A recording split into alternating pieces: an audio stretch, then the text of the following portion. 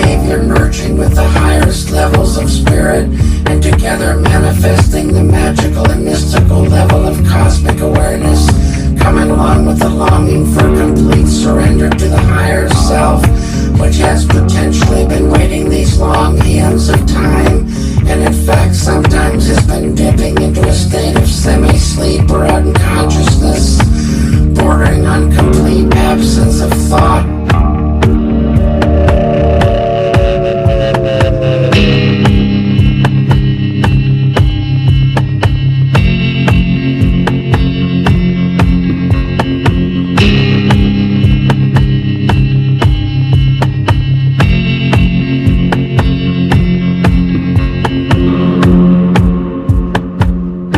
Specifically, the areas concerning the new futuristic thinking have to do with several abstract, somewhat hidden, emotional tendencies which lead one to believe that the consequences of interaction between the positive and negative forces are producing a vital link between the subconscious and superconscious minds, which therefore can only be considered as actual structures with two separate and distinctly different qualities. As we have seen, when one or more intensely varying energies become associated with the higher levels of perceptible phenomenon, and these new forms are then instantly acted upon by the two minds previously discussed, and brand new associations are given over with the resulting problem of sorting out the new strains of emotional and physical qualities we see cropping up in schools and places of business across the country and in the cities, which of course have the added complications of the much argued over proposition that one cannot tolerate the existence of two or more intensely opposing ideas at one point in time.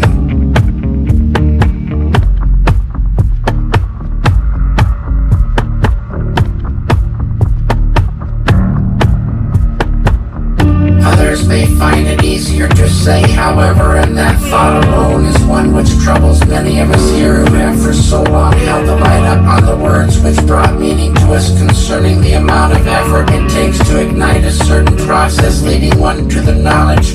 of the truths behind the all-pervading essence which is unending without an actual beginning, and in those words, of course, is the key to beginning the long journey toward understanding, which, as we have learned, is something for which each human being cries out, cupping his hands over the mouth.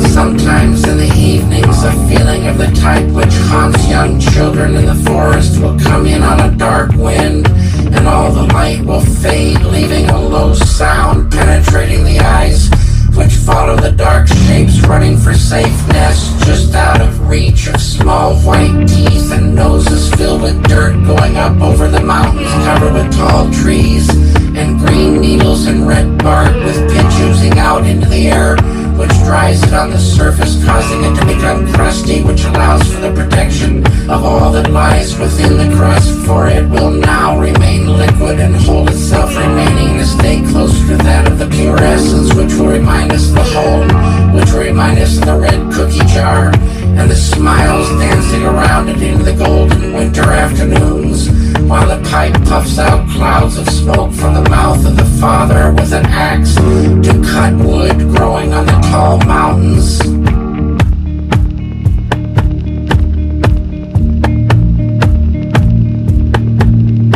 In order to assure that the fundamental qualities inherent in the solutions to modern philosophical questions are accurate, the first and foremost consideration lies in the field of abstractions associated with the laws of nature, and with them the interaction of the primary forces of life itself, which have now been proven beyond a shadow of a doubt to have their basis in the field of the absolute or the vacuum state, bringing to mind the fact that there has been a reversal of sorts of the age-old phrase, you can't get something from nothing. As we have seen, this kind of thinking, which has been going on since the beginning of time, is just a smokescreen necessary to block almost all truthful inquiries for centuries following. And it is with this also in our minds that we see that the initial thinking on a subject is critical to all which follows, and can be an excellent partner to the dark and evil forces which would have us living forever in darkness and confusion, refusing even to acknowledge that we even existed, or that such a thing as a bad tooth or a toothache. Bringing our discussion into the realm of practical considerations, it is interesting to note the possibilities of dental hygiene and the remarkable idea of a world free of tooth decay and all other problems associated with the teeth,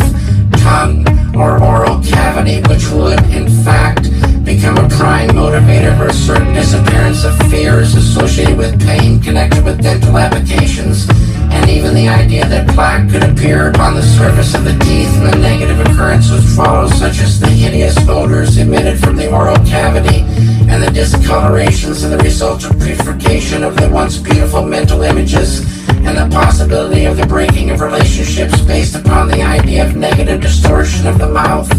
for teeth, while not necessarily considered one of the primary building blocks of happiness,